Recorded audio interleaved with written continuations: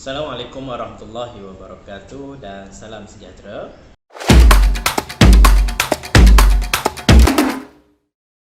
The six dalam silibus kita adalah about acid and alkalis. Okay, berkenaan dengan acid and alkalis. And then this chapter consists of two subtopic. Ada dua subtopik, iaitu properties of acid and alkalis dan juga neutralization. Okay, jadi ini topik bahan kimia. And then lepas ni, minggu ni insyaAllah hari Rabu nanti kita akan belajar tentang neutralization. Dan insyaAllah kalau sekolah dah buka nanti, untuk tajuk ni ada beberapa eksperimen yang kita boleh lakukan okay, untuk tajuk asid dan juga alkali ni okay. First saya nak tanya satu benda tolong pinkan saya punya okay, boleh nampak tak apa yang saya pegang ni? Boleh. Okey, apa yang saya pegang ni? Apa-apa yang tertulis dekat botol ni? Cuka. Okey, cuka. Okey, cuka biasanya bau dia macam mana? Kalau nak tahu kalau ada cuka kat rumah, boleh pergi kat dapur kejap. Okey, cium. Apa bau cuka? Bau cuka ni bau macam mana? The smell of Masam. cuka. Bau masam. Rasa dia rasa pun akan masam juga kan? Okey, biasa cuka kita buat apa? Masak apa? Orang Terengganu biasa. Kalau orang Terengganu lah. Untuk nasi dagang, orang buat apa? Acar. Buat acar. Acar timun tu dia bubuh cuka. Okey, so satu cuka ni bau masam. Okey, bau masam dan juga rasa dia masam. Okey, yang kedua. Buat apa ni? Apple. Apple hijau dah. Apple hijau rasa dia macam mana? Masam. Masam. Okey, yang ketiga. Okey, ni buah apa pula? Apple go. Ya ke apple?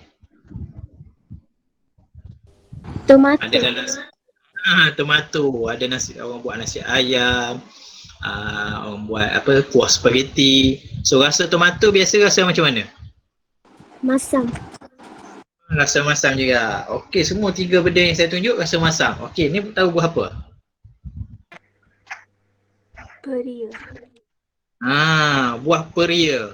Buah peria rasa masam juga ke? Pahit. Pahit seperti hempedu. Pahit. Okey, nama bahasa Inggeris dia peria apa? Kata pula. Peria dipanggil sebagai bitter gourd. Bitter gourd. Nama pun bitter gourd. So dia rasa pahit. So apa kaitan benda-benda yang saya tunjukkan ni? Rasa masam dengan rasa pahit. Apa tajuk kita nak belajar hari ni? Okay, so kita nak belajar hari ni subtopik yang pertama, the first subtopic. Okay, for this chapter 6 kita punya topik kita pada hari ini adalah chapter 6, acid and alkalis.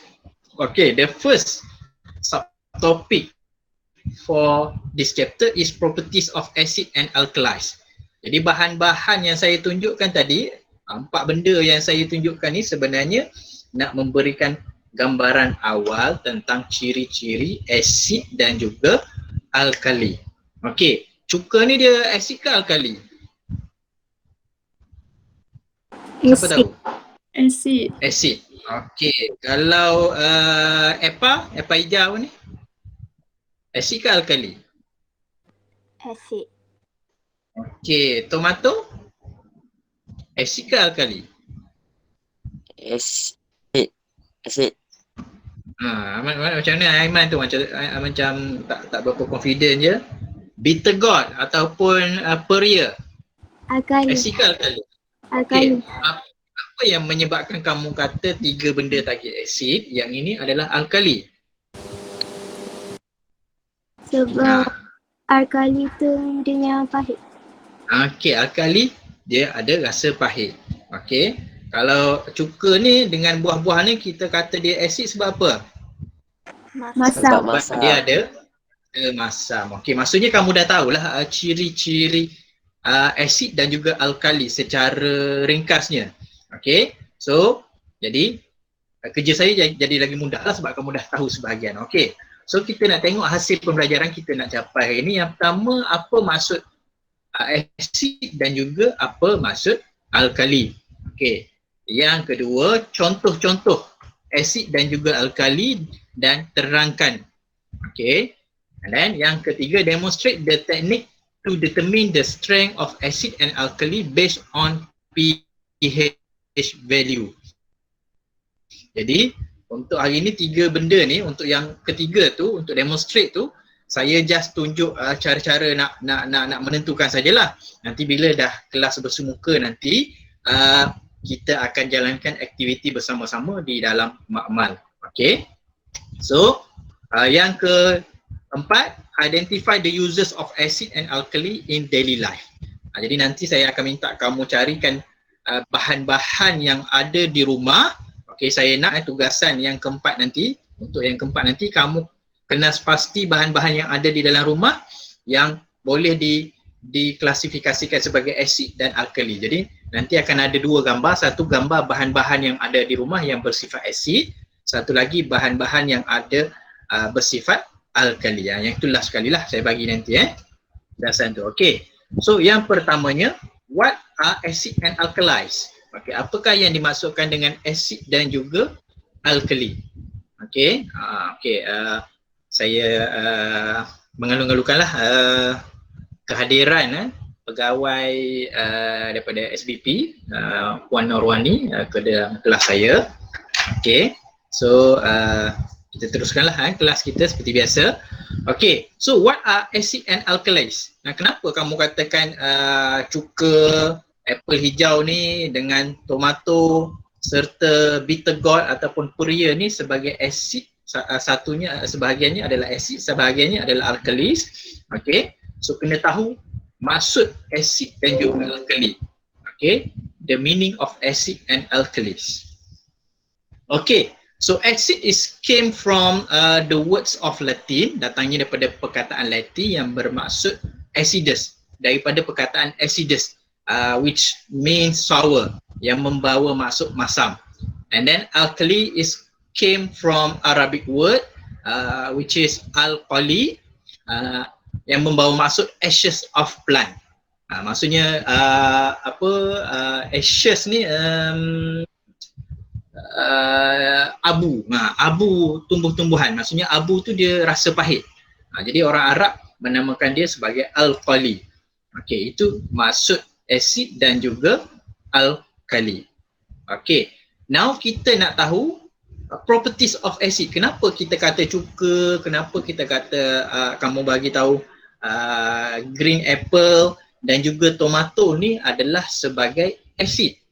Okey, sebab dia ada properties, dia ada ciri-ciri yang boleh kita menentukan, yang kita boleh katakan ianya adalah asid ataupun alkali. So tadi kamu dah nyatakan satu ciri kenapa benda ni dikatakan sebagai asid, sebab it tastes sour ataupun it smells sour. Okay, so there are 5, ada 5 ciri-ciri ataupun sifat sesuatu bahan yang boleh kita klasifikasikannya sebagai asid. Okay, the first one is sifat asid adalah korosif, mengkakis.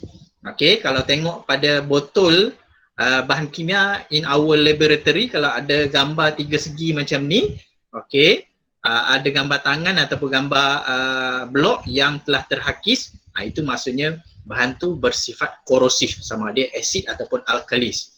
Okay, yang kedua, okay, the taste of acid is sour. For example, lime, limau, bau rasa masam. Citrus, buah-buahan citrus seperti limau, oren, dan juga buah-buahan citrus lah yang berasa masam. Okay, and then pH value untuk bahan-bahan berasid is between 0 to 6 pH. Okay, nilai pH dia adalah 0 hingga 6 nilai dia. So macam mana kita nak menentukan nilai? Ini yang kita akan lakukan dalam makmal nanti. Sebab di bahagian hujung pembelajaran kita nanti ada kaedah-kaedah macam mana kita nak menyukat, mengukur to determine the pH value. Okay, and then acid also can react with metal. Dia boleh menjalankan tindak balas. Dia ada tindak balas dengan metals, dengan logam. Okay, dia akan bertindak balas dengan logam. Dan yang terakhir sekali, yang kelima, okay, dia akan menukarkan blue litmus paper into red. Okay, dia menukarkan warna kertas litmus berwarna biru kepada merah. Okay. And then yang kedua, kenapa kita katakan bitter gourd ni ataupun peria ni sebagai alkali? So alkali pun ada 5 properties juga. Yang pertama, sifat dia korosif, sama macam acids. Okay. Yang kedua, taste. Okay, the taste of alkali is bitter, rasa pahit. Kalau acid tadi rasa masam. And then the pH value, okay, the pH value for alkali substances between 8 to 14. Nilai dia daripada 8 sampai 14. Maksimum dia 14. Tak ada nilai pH melebihi daripada 14. Maksimum dia 14. Dia tak ada sampai 20, 30. Itu ukuran lain dah, bukan pH value. Okay, and then alkali also have soapy, slippery. Dia rasa macam bersabun dan juga licin. Rasa licin. Okay, dia ada rasa licin seperti bersabun. Okay, dan alkali substances will turn the litmus paper from red to blue. Dia akan menukarkan daripada warna merah jadi warna biru. Kalau asid tadi daripada biru dia tukar jadi warna merah. Okay, ini contoh. Ini salah satu aktiviti dalam makmal yang kita akan buat nantilah. Saya tak boleh demonstrate kat sini sebab tak ada litmus paper. Okay. Now, kita tengok pula contoh bahan-bahan yang bersifat asid dan juga alkaline. Acidic and alkaline substances. Okay, so ini antara bahan-bahan yang mempunyai pH berasid dan juga alkali. Okay, so kalau yang sebelah kiri adalah bahan-bahan yang bersifat asid sebab nilai dia below than 6, below than 7. Okay, 0 to 6 tu adalah bersifat acidic. Okay, and then the pH value more than 8 is alkaline. So kalau kita tengok yang bawah daripada 6 tu yang berasid, ada soda drink, Coca-Cola, cigarettes, accumulator ataupun bateri kereta, susu, susu lembu, susu segar, daging, butter, kecap, dan macam-macam lagi lah, ada cheese dan sebagainya. Manakala yang lebih daripada 8 sifatnya alkaline. Okay, mungkin ada sebahagian daripada gambar tu silap. Contohnya gambar buah-buahan citrus macam tomato dan juga nanas, sepatutnya dia ada dekat bahagian kiri, sifatnya sifat berasid. Okay, tetapi kalau sayuran tu, betul lah tu, asparagus, cucumber, cabbage, avocado, bleach, baking soda, milk of magnesia, itu adalah bahan-bahan yang mempunyai alkaline properties. Manakala yang berada di tengah-tengah pH 7 tu neutral, contoh dia water. Kalau macam tea dan juga telur dan juga susu segar tu dia berada border lah, maksudnya dia slightly acidic. Okay, itu antara bahan-bahan yang bersifat alkali dan juga berasid. Okay, so how to determine? Okay, how to determine distinct acidic, distinct alkaline. Macam mana kaedah kita nak menentukan bahan-bahan tadi sama ada dia berasid ataupun alkali? Ada siapa-siapa boleh bagi tahu saya macam mana cara kita nak tahu? Salah satu tadi kita rasalah kan. Itu kaedah yang tidak saintifik lah. Maksudnya kaedah yang semula jadi. Kamu pergi kat dapur, kamu rasa makanan, oh makanan ni ada rasa masam. Jadi maksudnya makanan tu adalah bersifat asid. Tapi macam mana kaedah saintifik yang kita boleh menentukan, kita nak tentukan sifat alkali ataupun berasid? Siapa boleh beritahu saya?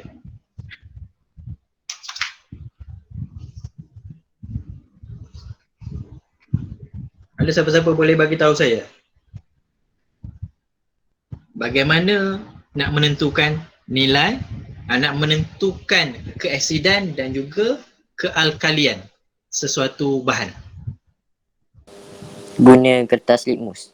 Okey, bagus. Guna kertas litmus. Tadi dah bagi tahu kan, merah jadi biru, biru jadi merah. Itu salah satu kaedah yang paling mudah. Cuma kita tak akan menggunakan kertas litmus, kita just boleh tahu sama ada dia acidic ataupun alkaline. Cuma kita tak tahu nilai dia sahaja. Okay, so there are a few indicator that can we use. Okay, yang kita boleh gunakan untuk menentukan keasidan ataupun kealkalian. Okay, so kaedah yang pertama kita boleh guna phenolphthalein. Kaedah yang kedua boleh guna universal indicator. Yang ketiga guna methyl orange.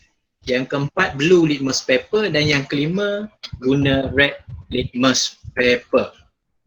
Okay, kita tengok kaedah yang pertama adalah menggunakan phenolphthalein, menggunakan larutan phenolphthalein.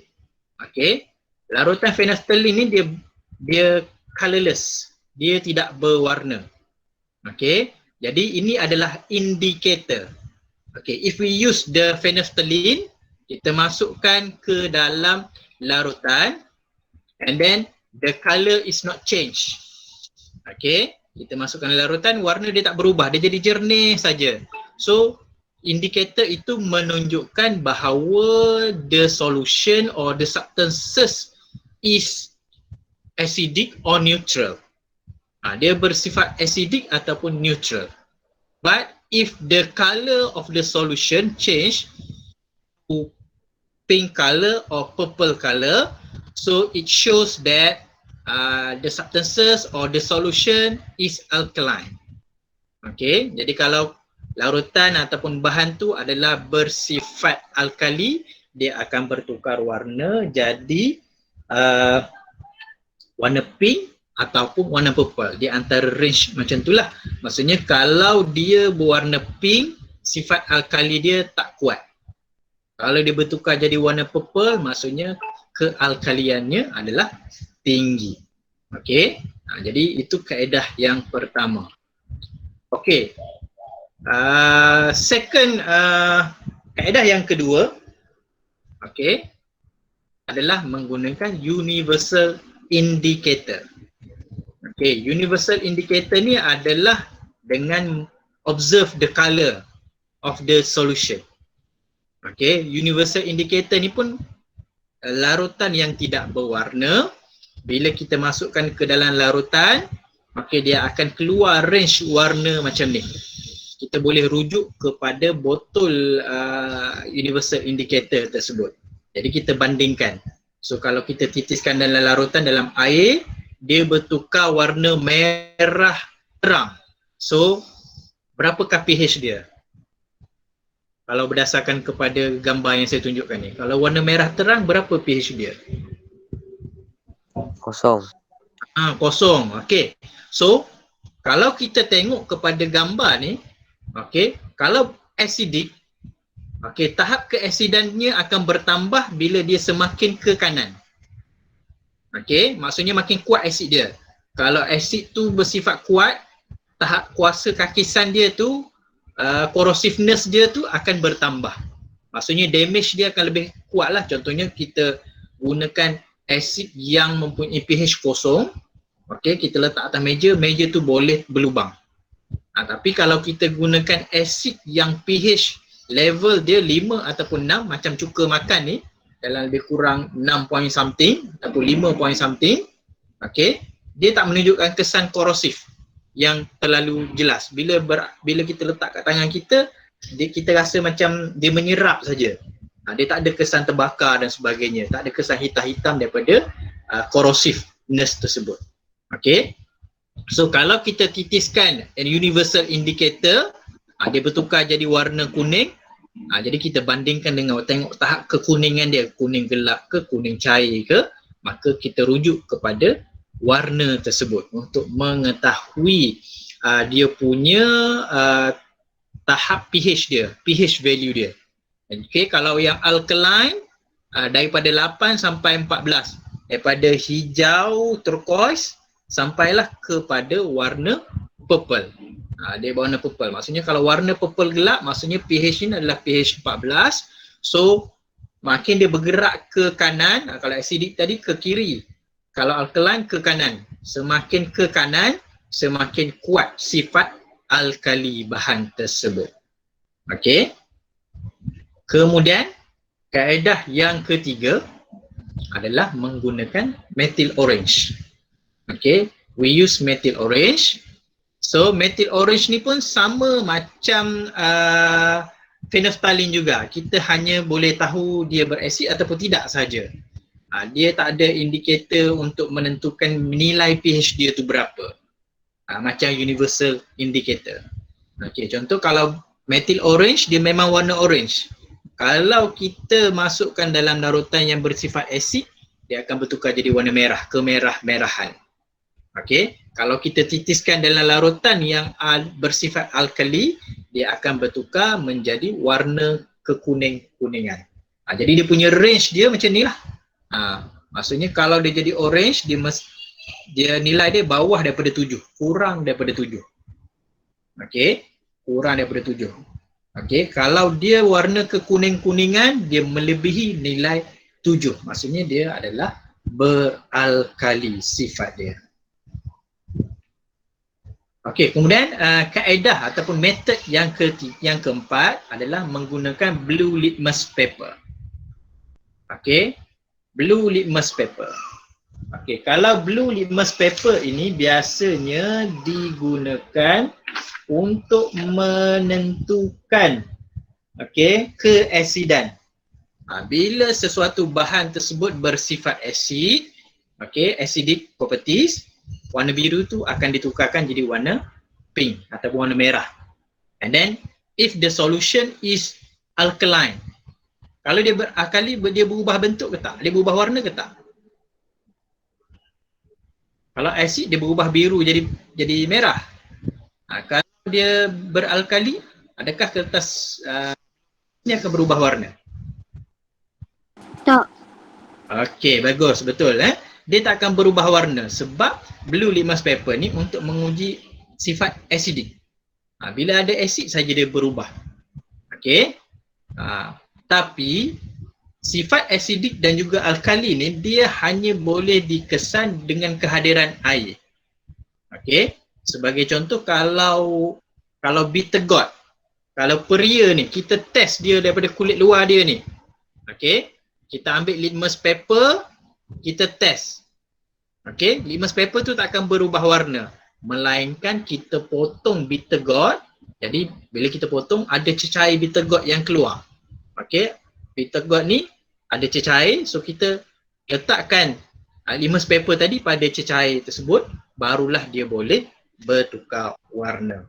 Okey, syarat dia mesti ada air. Okey. Dan yang terakhir adalah dengan menggunakan red litmus paper untuk menguji keasidan ataupun kealkalian. Dan kalau blue litmus paper tadi adalah untuk menguji asid, red litmus paper adalah untuk menguji bahan yang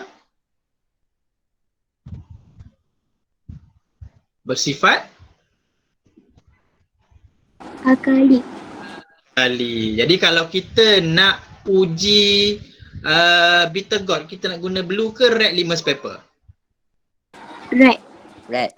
Kita akan gunakan red. Kalau kita nak uji apple, green apple, nak guna red ke blue? Blue. Kita mesti gunakan blue. Kalau kita guna red, apa jadi? ada kesan. Warna. Tak ada kesan, no changes. Dia tak ada perubahan warna. Maksudnya kalau dia tak berubah warna ada dua sebab. Yang pertama sama ada dia neutral ataupun dia berasid. Okey, jadi kalau nak confirm dia berasid ataupun alkali, kena guna dua paper lah. Nak bagi sure. Okey. So, jelas Okey. Yang seterusnya, macam mana kita nak tahu kekuatan asid tersebut? Okey, macam mana kita nak tahu kekuatan asid dan juga alkali, the strength of acid and alkalis.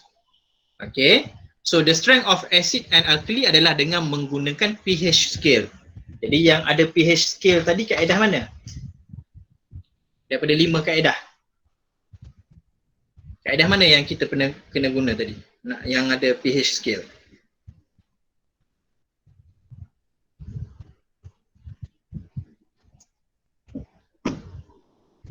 Kaedah mana tadi? Daripada 5 tadi. Yang ada skala pH.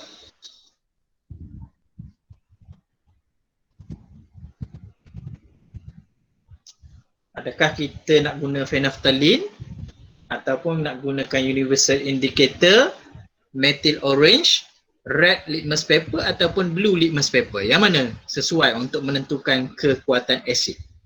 So dengan menggunakan universal indicator, sebab dia ada warna-warna tadi, ada warna-warni. Kalau guna phenolphthalein, dia sama ada tak bertukar warna, colourless, ataupun tukar jadi warna pink ataupun jadi warna purple. Jadi tak ada skala kat situ.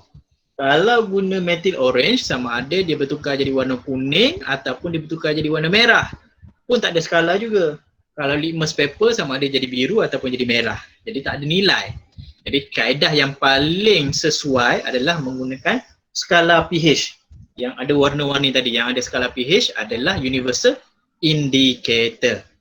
Jadi dengan menggunakan pH scale tadi, kita boleh menentukan acid itu strong ataupun weak. Okey, alkali itu strong ataupun weak. Okey. Okey, dan last kali kita nak tengok the uses of acid and alkalis in daily life. Okey, kegunaan asid dan juga alkali dalam kehidupan kita seharian.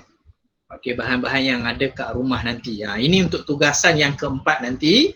Okey, lepas habis kelas, saya nak kamu ambil gambar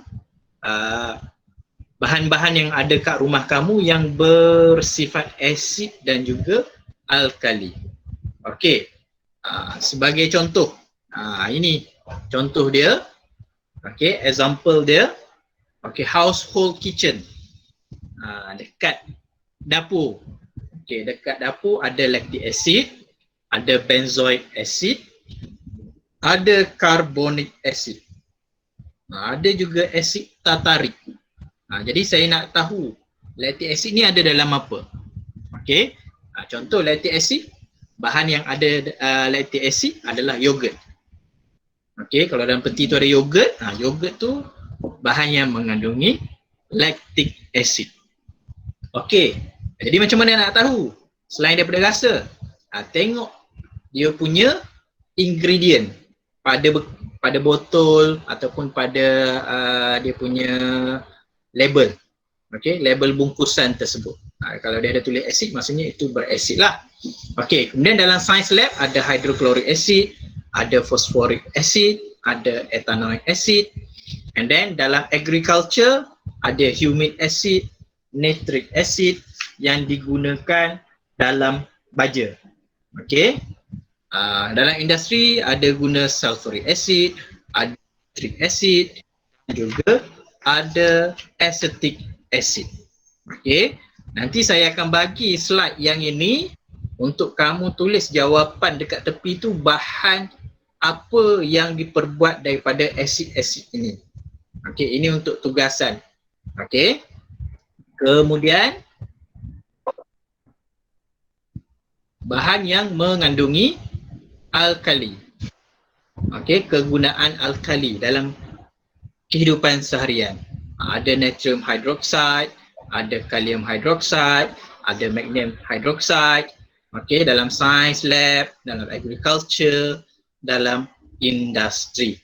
Okey. So ini 2 slide ni saya akan bagi dalam Google Classroom nanti untuk kamu tuliskan bahan apa yang diperbuat daripada natrium hydroxide, kalium hydroxide dan sebagainya lah. Okey. Okey. So itu saja untuk subtopik 6.2.